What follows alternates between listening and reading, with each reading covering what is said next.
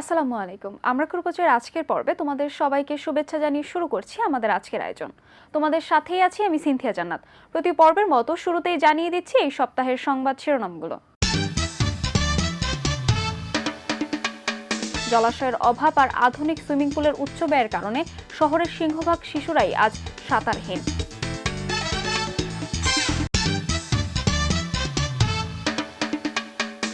বই খাতার বয়সে অপরাধের হাতছানি, বিহারি ক্যাম্পে শিশুদের অনিশ্চিত ভবিষ্যৎ।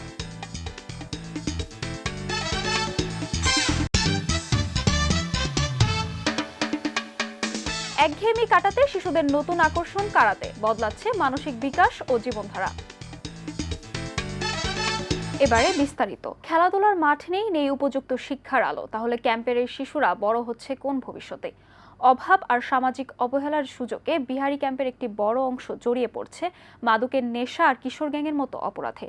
চোখের সামনে সন্তানদের বিপদে যেতে দেখে চরম শঙ্কায় দিন কাটছে অসহায় অভিভাবকদের। সাদিক আনাম সাদের রিপোর্টে। সংকীর্ণ গলি আর ভাঙাচোরা ঘরের অলিগলি, চারপাশের দম বন্ধ করা ঘিঞ্জি পরিবেশেই কাটে দিনরাত, যেখানে শৈশব মানেই এক নীরব সংগ্রামের গল্প। আর 10টা শিশুর মতো রঙিন স্বপ্ন নিয়ে বড় হওয়ার সুযোগটুকুও জোটে না বিহারি ক্যাম্পে। যে বয়সে হাতে থাকার কথা ছিল বই খাতা, অভাবের নির্মম তাড়নায় সেই অল্প বয়সেই ধরেছে সংসারের হাল। নেই কোনো খেলার মাঠ বা ভালো সঙ্গী। একঘেয়েমি আর খারাপ পরিবেশের প্রভাবে খুব সহজেই পথ হারাচ্ছে এই শিশুরা। তুমি পড়ালেখা করো? হ্যাঁ, আমি পড়ালেখা করি। কোন ক্লাসে পড়ো? আমি ক্লাস 5-এ পড়ি। স্কুল থেকে আসার পর তুমি স্কুল থেকে আসার পর আমরা খেলা করি। কাদের সাথে খেলাধুলা? এখানে আমার আশেপাশে বন্ধু বান্ধবের সাথে খেলা করি। এখানে খেলার জায়গা আছে? এই যে এখানেই খেলি। তোমার যেসব বান্ধবের সাথে চলো, সেসব অনেক বন্ধু বান্ধব আছে অনেক খারাপ, মানে নেশা করো, তাদের সাথে তোমরা কি করো? আমরা অগরে আলাদা করে দিই। রাস্তাতে খেলাধুলা করতে তোমার ভয় লাগে না? না, ভয় লাগে না, একটু গাড়ির সাথে আসে একটু সাইড হয়ে যায়। তুমি পড়াশোনা করো? না ভাই, কাজ কাম করি। কি কাজ করো তুমি? রাজমিস্ত্রি। রাজমিস্ত্রি কাজ করো? হুম। কৌতূহল আর সঙ্গদোষে জড়িয়ে পড়ছে মাদক, কিশোর গ্যাং ও নানা অপরাধমূলক কর্মকাণ্ডে। একই দুশ্চিন্তা ও আতঙ্কের ছাপ অভিভাবকদের চোখে মুখেও।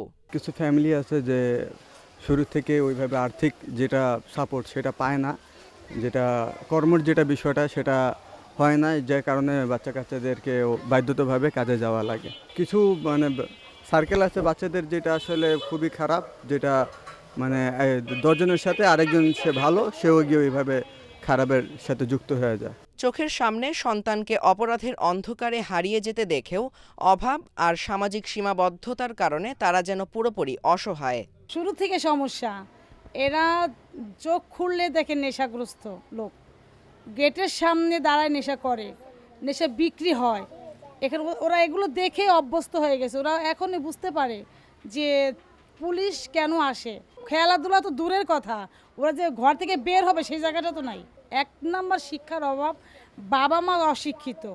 এরা আমি এই ক্যাম্পের, এটা তো মিলাদ ক্যাম্পের সামনে তালাব ক্যাম্প, এই ক্যাম্পের সাথে কিন্তু 20 বছর যাবত আমি দেখি, এখানে তো আমার বাসা আশেপাশে দেখি। তো ওদের বাবা মা, প্রথমে তো বাবা মা শিক্ষিত না। শিক্ষার ওদের যে বাবা মা যদি অশিক্ষিত থাকে, সে বাচ্চা তো অন্ধকার ডুববেই। সমাজ বিশেষজ্ঞদের মতে শুধু অর্থনৈতিক দারিদ্র্য নয়, খেলার মাঠের অভাব এবং দীর্ঘদিনের সামাজিক অবহেলাই এদের অপরাধপ্রবণ করে তোলার প্রধান কারণ। আমার শিশু যেখানে স্কুলে যাচ্ছে এবং এক ধরনের জীবনযাপন করছে, কিন্তু একই বয়সে আরেকটি শিশু মানবেতর জীবনযাপন করছে, মানে বিহারি ক্যাম্পে থাকার কারণে তার পরিবেশ পরিস্থিতি সব কিছুই। তো এক্ষেত্রে সমাজের একজন ব্যক্তি হিসেবে আমার যেমন দায়িত্ব আছে, রাষ্ট্রেরও কিছু দায়িত্ব আছে। প্রথম দায়িত্বটাই হচ্ছে এখানে প্রচারণা, এই বিষয়গুলো সম্পর্কে, শিশু অধিকার সম্পর্কে তাদেরকে অবহিত করা, পরিবারকে এবং শিশুদেরকেও তাদের অধিকার সম্পর্কে সচেতন করে তোলা। একটি অপরাধমুক্ত ও সুস্থ সমাজের স্বার্থেই এখনই বিহারি ক্যাম্পের এই অবহেলিত শিশুদের দিকে হাত বাড়ানোর প্রয়োজন। মানসম্মত শিক্ষা, খেলার উপযুক্ত পরিবেশ এবং একটু ভালোবাসাই পারে ওদের এই অন্ধকারের বৃত্ত থেকে বের করে একটি নিরাপদ ও সুন্দর ভবিষ্যৎ উপহার দিতে। অভিশপ্ত শৈশব আর অপরাধের অন্ধকার, নাকি একটি সুস্থ ও উজ্জ্বল সম্ভাবনা? বিহারি ক্যাম্পের এই শিশুরা কোনটা বেছে নেবে তা নির্ভর করছে আমাদের দায়িত্ববোধের ওপর। আলোর প্রদীপটুকু জ্বালাতে না পারলে অন্ধকারের দায় এড়াতে পারবে না রাষ্ট্র। উন্নয়নের এই বড় শহরে এই শিশুদের ভাগ্যে কি শুধুই অন্ধকার গলির বন্দিদশা? এখনই সময় সরকারের নীতি নির্ধারকদের নতুন করে ভাবার, যেখানে একটু সুযোগ আর পুনর্বাসনী পারে এইসব শিশুদেরকে অপরাধের পথ থেকে ফিরিয়ে এনে নতুন আলোর পথ দেখাতে। সাদিকা নামসাদ, আমরা করব জয়, এটিএন বাংলা, ঢাকা। আবহাওয়ার আকস্মিক পরিবর্তন আর তীব্র দাবদাহের পর হঠাৎ বৃষ্টির কারণে ঘরে ঘরে বাড়ছে শিশুদের ঠান্ডাজনিত রোগ। আগে কেবল নির্দিষ্ট ঋতুতে সর্দি কাশির প্রকোপ দেখা গেলেও এখন বছরে প্রায় সব সময় শিশুরা আক্রান্ত হচ্ছে জ্বর ও শ্বাসকষ্টে। চিকিৎসকেরা বলছেন, তাপমাত্রার এমন খামখেয়ালি মেজাজ কোমলমতি শিশুদের রোগ প্রতিরোধ ক্ষমতার উপর বাড়তি চাপ সৃষ্টি করছে। মারিয়া আফরিন মাহির রিপোর্টে। কখনো তীব্র গরম, আবার কখনো ঝুম বৃষ্টি। প্রকৃতির এমন খামখেয়ালি রূপের সবচেয়ে বড় প্রভাব পড়ছে কোমলমতি শিশুদের শরীরে।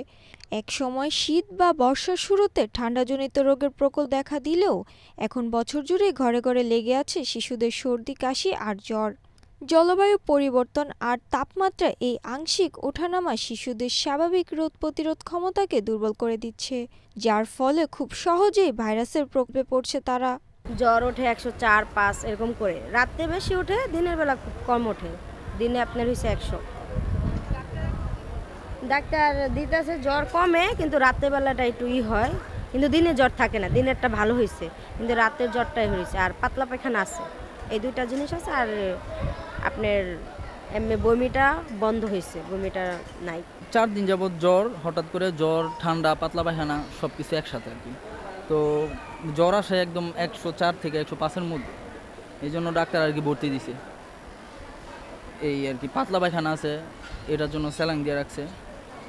আর মানে এমনিতে ডাক্তার এসে দেখতেছে বারবার যে কী অবস্থা। জ্বর কাশ কমেন না, তখন আমাদের ফেনীতে একটা আপনার প্রাইভেট হসপিটালে দেখাবার পরে ওরে রেফার দিছে ঢাকা মেডিকেলে। তো এখানে আজকে 5 দিন ভর্তি আছি। বিশেষজ্ঞরা বলছেন, শিশুদের রোগ প্রতিরোধ ক্ষমতা বড়দের চেয়ে কম হওয়ায় যে কোনো ভাইরাসজনিত সংক্রমণ তাদের শরীরে দ্রুত ছড়িয়ে পড়ে। সামান্য সর্দি কাশিকে অবহেলা করলে তা মুহূর্তেই রূপ নিতে পারে নিউমোনিয়া কিংবা তীব্র শ্বাসকষ্টের মতো মারাত্মক জটিলতায়। সবচেয়ে বেশি যেটা হচ্ছে অ্যালার্জিজনিত সমস্যা, আমাদের কাছে অ্যাজমা বা হাঁপানির প্রকোপ কিন্তু বেড়ে গিয়েছে, কারণ দূষিত বাতাস চারিদিকে রয়েছে।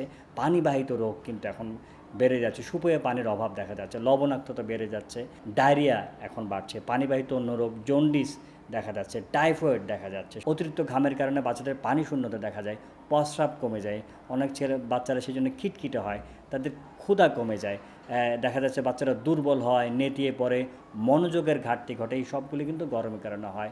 আরেকটা বিষয় যে গরম খুব যদি যখন বেশি গরম পড়ে, যে হিট স্ট্রোক হয়, অর্থাৎ হঠাৎ করে কিন্তু গরমে অজ্ঞান হয়ে যায়। এই সময় কিন্তু সেটা আমাদের একটু খেয়াল রাখতে হবে। আমাদের আরামদায়ক কাপড় এই সময় পরাতে হবে এবং নিয়মিত গোসল করাতে হবে, পর্যাপ্ত পরিমাণ পানি খাওয়াতে হবে।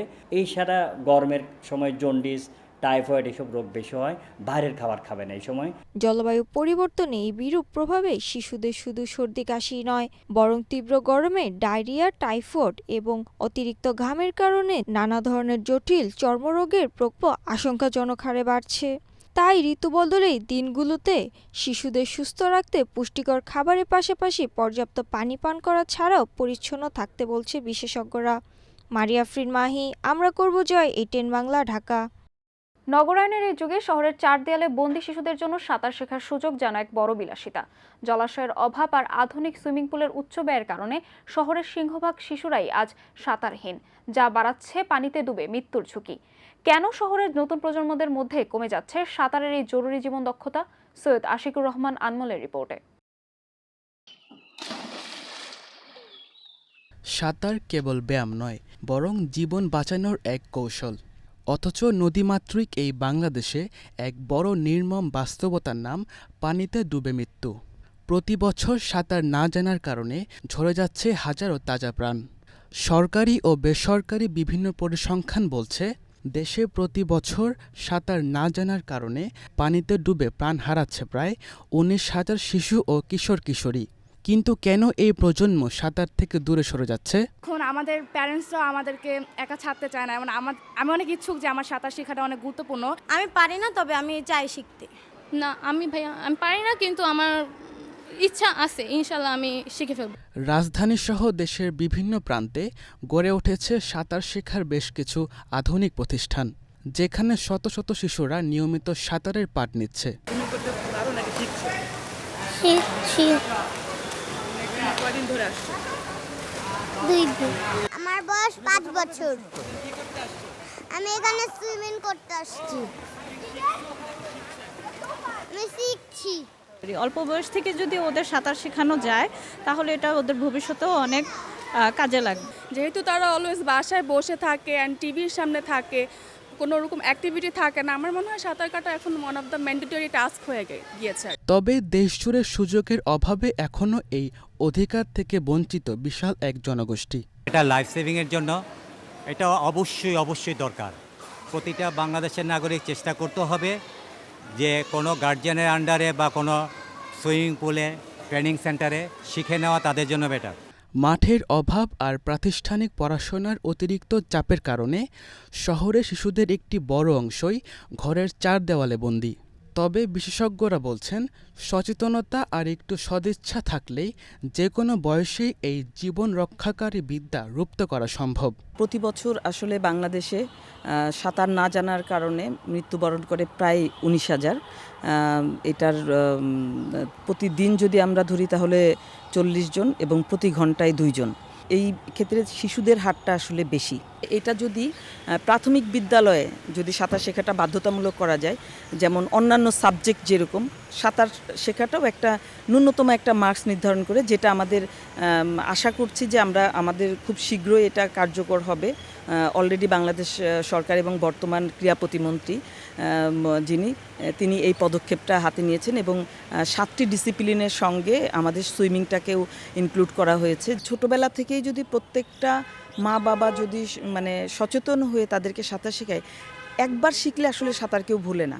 তো সাঁতারটা ছোটোবেলা থেকে শিখলে পরে যেটা হয় যে তার অ্যাটলিস্ট মানে লাইফ রিস্কটা কম হবে। বাংলাদেশে পানিতে ডুবে শিশু মৃত্যুর এই অনাকাঙ্ক্ষিত হার শূন্যে নামিয়ে আনতে প্রয়োজন সকলের সমন্বিত উদ্যোগ বলে মনে করছেন বিশেষজ্ঞরা।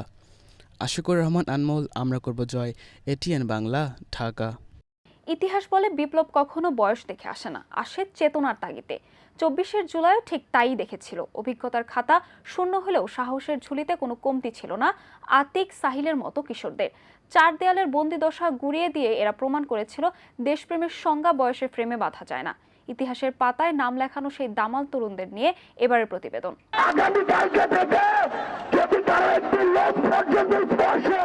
অধিকার আদায়ের সেই রক্তঝরা দিনগুলোতে বয়সের হিসাব মেলেনি রাজপথে। বিশ্ববিদ্যালয়ের বড় ভাই বোনদের কাঁধে কাঁধ মিলিয়ে সব ভয়কে জয় করে মিছিলে সামিল হয়েছিল কিশোর বয়সের সাধারণ শিক্ষার্থীরাও। এই আন্দোলনে শুধু শিক্ষার্থীরাই নয়, তাদের পাশে ছিল শিক্ষকরাও। তারাও চেয়েছে একটি সুন্দর বাংলাদেশ গড়ার। যেহেতু একটা যৌক্তিক আন্দোলন সরকার মানেনি, সেই জন্য সরকার শিক্ষার্থীরা এটা নিয়ে আরও ব্যাপকভাবে এবং অন্যান্য দেশের অন্যান্য প্রতিষ্ঠানের সরকারি বেসরকারি বিশ্ববিদ্যালয় বা পরবর্তী কলেজ বা স্কুল পর্যায়ে ছড়িয়েছে বিষয়টা। আমরা উদ্বিগ্ন ছিলাম, শিক্ষার্থীদেরকে, আমাদের প্রতিষ্ঠানের শিক্ষার্থীদেরকেও নিয়ে ধরে নিয়ে গিয়েছিল। আমরা চেষ্টা করেছি কীভাবে তাকে ছেড়ে আনা যায়। আমরা অত্যন্ত এটা নিয়ে খুব শঙ্কিত ছিলাম ওই মুহূর্তে, ওই সময়। বাইরে তখন উত্তাল রাজপথ, চারিদিকে শুধুই শঙ্কা আর বারুদের গন্ধ। নিরাপত্তার আকুলতায় বাবা মায়েরা সন্তানদের আগলে রাখতে চেয়েছিলেন ঘরের 4 দেয়ালে, কিন্তু দেশের সংকটকালে কোনো বারণের শেকলেই বেঁধে রাখতে পারেনি এই বাঁধ ভাঙা তরুণ প্রাণকে। আমি হচ্ছে ওয়েস্টার্ন ফর স্কুল অ্যান্ড কলেজে পড়ি, তো ওটা হচ্ছে কাকরাইলে। তো কাকরাইলে আমাদের যত আন্দোলন ছিল সব ওখানে হইতো। সো আমাকে বলা হয়েছিল যে ওখানে যোগদান করতে। আমি হচ্ছে স্কুল কলেজের টাইমে রেড ক্রিসেন্ট করতাম, তো সেই সময় সেই দিক থেকে আমার হচ্ছে ফার্স্ট এড নিয়ে কিছু ধারণা ছিল। তো বড় ভাইরা বললো যে তুমি ফ্রন্ট লাইনে যেও না, তুমি হচ্ছে করো, মানে যারা হচ্ছে আহত হবে, ইভেন আহত সংখ্যা প্রচুর ছিল। ইভেন হাত কেটে গেছে, মাথা ফেটে গেছে এবং গুরুতর আহত হয়েছে। ইভেন যখন আহত হয়েছে তারা হচ্ছে মানে হসপিটালগুলো অ্যাকসেপ্ট করতেছিল না তাদের, কারণ একটা পলিটিক্যাল ইস্যুস আছে এদের অ্যাকসেপ্ট করলে। তো আমাদেরই করতে হয়, আমাদের বড় ভাইরা আমাদের মেডিক এনে দেয়। দেন আমরা একটা ভবনে ওদের যারা হচ্ছে আহত হয়, হাত কেটে গেছে বা এরকম প্রাথমিক চিকিৎসা দেওয়ার আমি চেষ্টা করি। তো এইভাবেই ওই দিনগুলা গেছে। 144 ধারা যখন জারি করা হয় তখন আসলে আমাদের মানসিক অবস্থা খুবই খারাপ হয়ে গিয়েছিল, কারণ তখন ইন্টারনেটও বন্ধ হয়ে গিয়েছিল। তো আমরা আসলে রাস্তায় কি ঘটছে তার আংশিক কিছু অংশ দেখতে পাচ্ছিলাম, সম্পূর্ণভাবে দেখতে পাচ্ছিলাম না। তবে আমরা যখন রাস্তায় যাচ্ছিলাম তখন এর কী তীব্রতা সেটা আমরা বুঝতে পারছিলাম। তো পরবর্তীতে যখন আমরা বাসায় একাকিত্বতা ভুগি, আসলে কি করবে, কি হচ্ছে রাস্তায়, সেটা সহ্য করতে না পেরে আমরা তখন রাস্তায় নামি। রাস্তায় নেমে আমরা অনেক কিছু ফেস করি যেগুলো আসলে বলার বাহিরে। যারা তখন রাস্তায় ছিল তখনই তারা বুঝতে পারবে। কিন্তু যেভাবে নারী, পুরুষ, শিশু থেকে শুরু করে সকলের উপর নির্বিশেষে আক্রমণ করা হয়েছে, সেটা আসলে দুঃখজনক। টিয়ারসেল আর সাউন্ড গ্রেনেডের বিকট শব্দে যখন কেঁপে উঠেছিল চারপাশ, তখনও এই কিশোরদের চোখে ছিল না পরাজয়ের কোনো ভয়। অন্যায়ের বিরুদ্ধে তাদের সোচ্চার হওয়ার তাগিদই প্রমাণ করেছে দেশপ্রেমের জন্য বয়স নয়, একটি অদম্য ও সাহসী হৃদয় যথেষ্ট। বুকের ভেতরে সেই ভয়কে জয় করে অর্জিত এই নতুন প্রহরে আজ ওদের চোখে কেবলই এক স্বাধীন ও সুন্দর দেশ করার স্বপ্ন। জুলাইয়ের সেই রক্তরাঙা দিনগুলোতে ইতিহাস করে যাওয়া এই তরুণেরাই নির্দেশ করছে বাংলাদেশের আগামী দিনের দিগন্ত। বয়স 18 কম, অথচ তাদের কাঁধেই ছিল এক ঐতিহাসিক বিপ্লবের ভার। কোটা সংস্কার থেকে শুরু করে রাষ্ট্র সংস্কার, জুলাই আন্দোলনে ঢাকার রাজপথ কাঁপানো শিক্ষার্থীরা প্রমাণ করেছে বয়স কখনোই অধিকার আদায়ের প্রাচীর হতে পারে না। বুলেট, টিয়ারসেলকে উপেক্ষা করে তাদের বলা সেই স্লোগানগুলোই আজ নতুন বাংলাদেশের ভিত্তিপ্রস্তর। সিনথিয়া জান্নাত, আমরা করব জয়, ATN বাংলা, ঢাকা। রাজধানী ঢাকায় বিশ্ব স্বাস্থ্য সংস্থার নির্ধারিত সীমার চেয়ে প্রায় দ্বিগুণ মাত্রায় পৌঁছেছে শব্দ দূষণ, যার প্রধান কারণ সড়কে অবাধে হাইড্রোলিক হর্নের ব্যবহার। স্কুল, হাসপাতাল ও আবাসিক এলাকার সামনেও বিকট এই শব্দের সবচেয়ে বেশি ক্ষতিগ্রস্ত হচ্ছে শিশুরা। মারাত্মকভাবে ব্যাহত হচ্ছে তাদের পড়াশোনা ও মেধার বিকাশ। তাসমিম আক্তার, রুহির রিপোর্টে। রাজধানী সহ সারা দেশে এখন শব্দ দূষণ এক মারাত্মক রূপ ধারণ করেছে। হাইড্রোলিক হর্ন, মাইকিং আর নির্মাণ কাজের উচ্চ শব্দে প্রতিনিয়ত ক্ষতিগ্রস্ত হচ্ছে মানুষের শ্রবণ শক্তি। শিশু কিশোরদেরও এই অসহনীয় মাত্রায় শব্দ দূষণ সহ্য করতে হচ্ছে। ক্লাসে বড় সড় রকমের একটা ডিস্টার্বনেস ক্রিয়েট করা হয়, ইন্টারাপশন ক্রিয়েট করা হয়, স্পেশালি যখন আমাদের স্কুলে ওই সাইডটাতে যখন হর্ন বাজানো হয় তখন ওই সাইডটাতে বেশি শব্দ আসে। আমার স্কুলে বা বাসায় অনেক সমস্যা হয়, যেমন হচ্ছে কি আমাদের স্কুলে আমাদের যখন ক্লাস টাইম থাকে তখন হচ্ছে বাইরে থেকে অনেক নয়েজ আছে, আমরা হচ্ছে গিয়ে ক্লাস টাইমে মনোযোগ দিতে পারি না, মিসরা অনেক সময় হচ্ছে গিয়ে বিরক্ত ফিল করে। পড়া শুনতে কষ্ট হয়, যখন পড়তে বসি তখন হচ্ছে আমাদের মনে হয় যে এত শব্দ মাথা ব্যথা করে, তখন পড়ার মধ্যে মনোযোগ হয় না। শিক্ষার্থীদের পড়াশোনায় ব্যাঘাত ঘটার কারণে তাদের ভবন পরিবর্তন করতে হচ্ছে, জানিয়েছে নীলক্ষেত সরকারি উচ্চ বিদ্যালয়ের প্রধান শিক্ষক। আমার স্কুলের অবস্থানটা হচ্ছে বড় রাস্তার পাশে এবং এই এলাকাটা অনেক ব্যস্ত একটা এলাকা। তো আমরা যে ভবনে বসে আছি এই ভবনের দোতলা থেকে উপর দিকে কিন্তু ক্লাস আছে বিভিন্ন শ্রেণীর। তো এই ভবনে যে সমস্ত শিক্ষার্থীরা ক্লাস করতে বসে তারা সবসময় আপত্তি করে যে না, আমরা এই ভবনে ক্লাস করব না। কারণ কি? প্রচণ্ড শব্দ দূষণ। ক্লাসরুমে বাচ্চারা, শিক্ষকরা তাদের শেখানো কার্যক্রম পরিচালনা করতে খুবই সমস্যার মুখোমুখি হয় এবং বিশেষ করে শিক্ষার্থীরা যেহেতু তারা দীর্ঘ সময় একই ক্লাসে অবস্থান করে সেই জন্য তারা খুব অস্বস্তি বোধ করে এবং কমপ্লেইন করে। আমরা আসলে প্রাতিষ্ঠানিকভাবে তো আর রাস্তার শব্দ দূষণ নিয়ন্ত্রণ করা আমাদের পক্ষে সম্ভব নয়, তবে আমাদের এই পাশের ভবনে ক্লাসরুম যেগুলো ছিল এগুলোকে যতদূর সম্ভব সরিয়ে আমরা পাশের ভবনে নিয়েছি, যেখানে শব্দ দূষণটা তুলনামূলকভাবে কম হয়। বিশেষজ্ঞরা বলছেন আইন প্রয়োগের পাশাপাশি আমাদের নিজেদের সচেতনতাই পারে এই নীরবঘাতক শব্দ দূষণ প্রতিরোধ করতে। ঢাকাতে শব্দ দূষণের অনেকগুলো উৎস রয়েছে, তার মধ্যে অন্যতম যানবাহনের হর্ন। এছাড়াও নির্মাণ কাজ থেকে, পাইলিং থেকে, পাথর মিক্সিং বা ভাঙ্গা থেকে শব্দ দূষণ হয়ে থাকে।